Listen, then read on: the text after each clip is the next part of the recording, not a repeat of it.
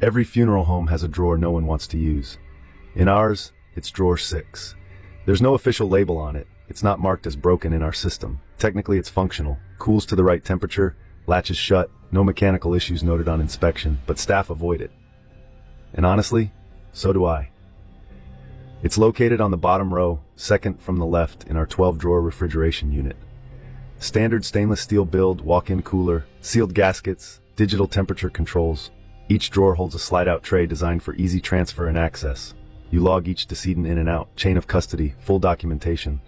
We're strict about it. Drawer 6 didn't start as a problem. It just became one over time. The first issue was minor. One of the newer assistants said it didn't feel right, that the tray glided unevenly. Then there was the time someone heard a sound coming from inside.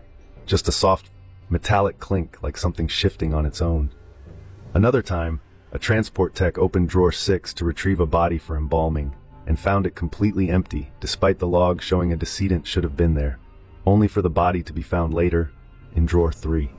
That shouldn't be possible. There's no way to move a body between drawers without opening both. But we logged the incident, confirmed the cameras showed no tampering, and moved on. Eventually, we marked drawer 6 as low priority.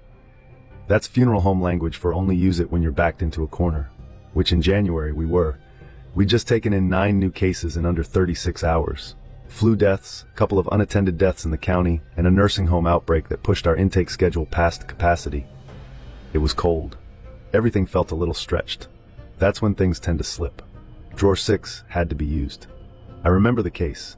Elderly woman, natural death. Family requested cremation with no viewing, no embalming. We placed her in drawer 6 just for overnight storage. Planned to transfer her first thing in the morning. I double-checked the toe tag, logged the entry. Temp was holding at 36.2 degrees Fahrenheit. Nothing felt off until the middle of the night.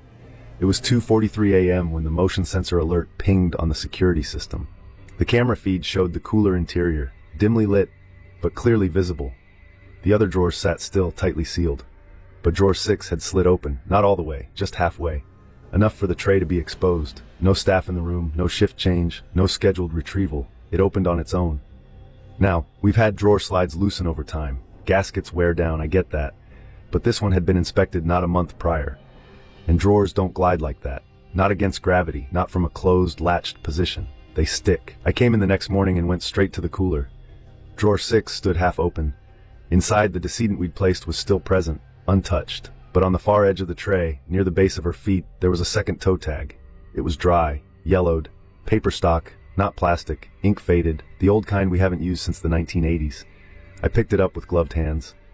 Date of death, March 17, 1974. Name, Henry Dillard. Facility, County Hospital. Initials of attending mortician, DG. Here's the thing, we didn't have any cases from 1974. Our building wasn't even operational until the early 2000s.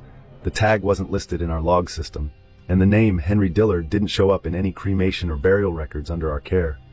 I even checked with the local historical registry. No case files, no family plot, no death certificate in our jurisdiction. The tag wasn't part of any paperwork, it just appeared. I bagged it, labeled it, and placed it into the incident archive folder. We keep that kind of thing locked.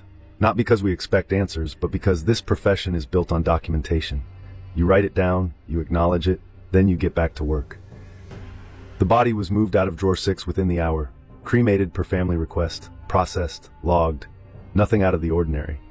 But the tag, it stayed with me.